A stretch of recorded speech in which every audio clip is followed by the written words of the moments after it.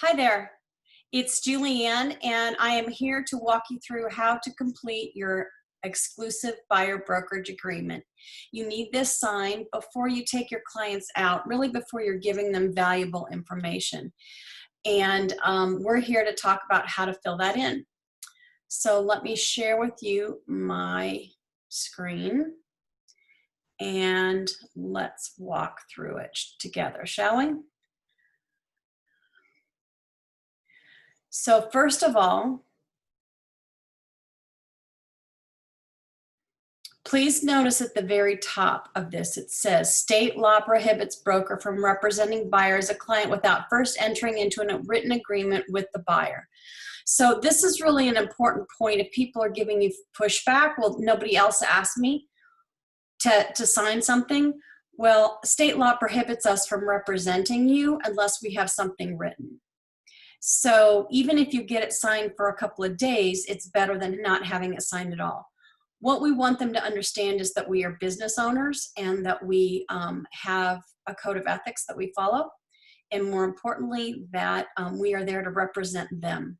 So without this signed agreement, we can only open a door, and they don't want a door opener.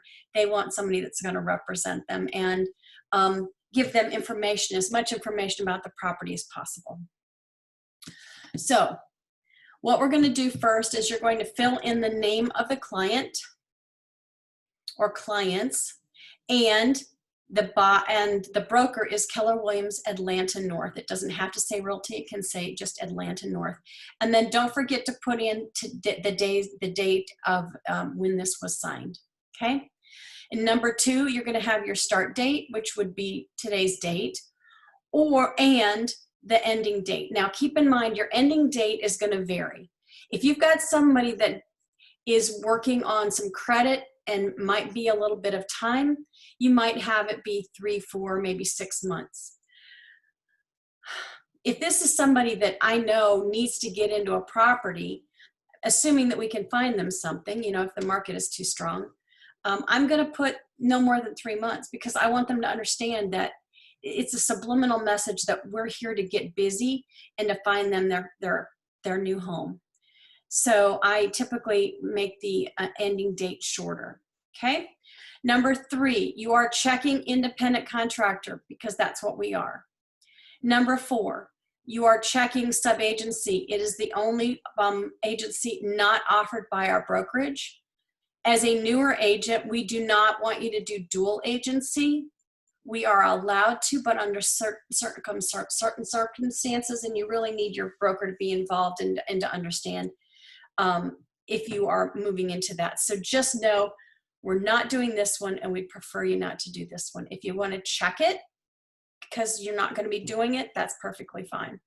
Dual agency means that you are representing as an exclusive buyer and exclusive listing both at the same time, which is very difficult because that puts you in an awkward place. How can you represent both effectively? Okay. In your commissions, typically what we're going to do is put a checkbox here, and we typically get 3%. So you're putting 3% here. And then this box over here, the B box, needs to be filled out. And you need to decide if the buyer shall or shall not be held responsible for the difference between commissions if you don't get 3%. And it's something that you need to identify as your standard operating procedure. So you can't switch it depending on your clients. That would be illegal, and you could be fined for that, for switching it up depending on the people. So you really need to make an informed decision of what's important to you. I choose shall not, because I don't think it's their responsibility to find it. I also know that as a buyer's agent, buyers typically think that they're going to get a great deal if they don't use a buyer's agent. So helping them to see that you are providing this service for them and it's being paid by the seller, it gives them some confidence knowing that you're protecting them, okay? Under number 6, there is a separate lease agreement. So if there was an opportunity or a possibility that you might also be looking for a lease, there's an exclusive tenant brokerage agreement that you could fill out, okay? So in that case, I would put 0 and NA in this box, but you don't want to leave it blank, okay? And then the protected period. Protected period has to do with if this agreement was terminated by either party, any properties that you had shown them, if they go back and go under contract and buy those properties within that protected period, you can get the commissions because you showed them that property. I typically keep mine very short because I am not going to be dragging around, following people around, and property goes off the market very quickly in our market. So I typically put 30 days because I'm not going to waste my time looking back. I'm going to look forward. And so I wouldn't put anything really long here, just FYI. Now, the rest of this you should read because all of this explains what is covered in the first page, the boilerplate of the document. So make sure you read the document and you understand what it is that they're being asked to sign. When you get to page 6, there are some brochures. I typically give the ABCs of agency and what to consider when what to protect yourself when buying a home. Those is the minimums. And then when we identify exactly what it is that they're wanting, if they're looking for a condo or an older home, then I'll add some of these others. Radon might be a good one to give them. If new home construction, there's another document for that. So there's plenty of documents that can be added to it if you want, but I wouldn't inundate them with things that aren't important to them, okay? Then you're going to put the buyer's name in here and their address, their current address where they are. Make sure you fill that in. Their phone number and their email address. This is where they're going to receive information, and on the buyer brokerage, it's important to have all of that information, okay? Then here, you're going to put Keller Williams Atlanta North.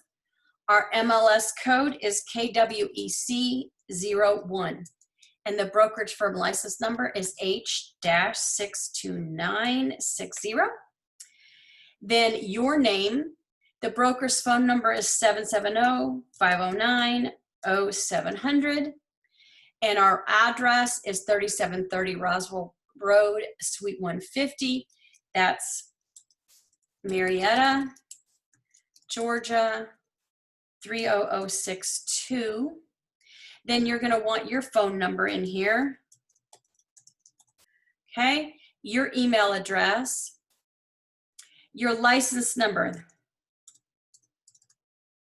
and what membership are you? I belong to the Cobb Association. You may belong to Atlanta Board, which you could put ABR, but you definitely want to put that in there, okay?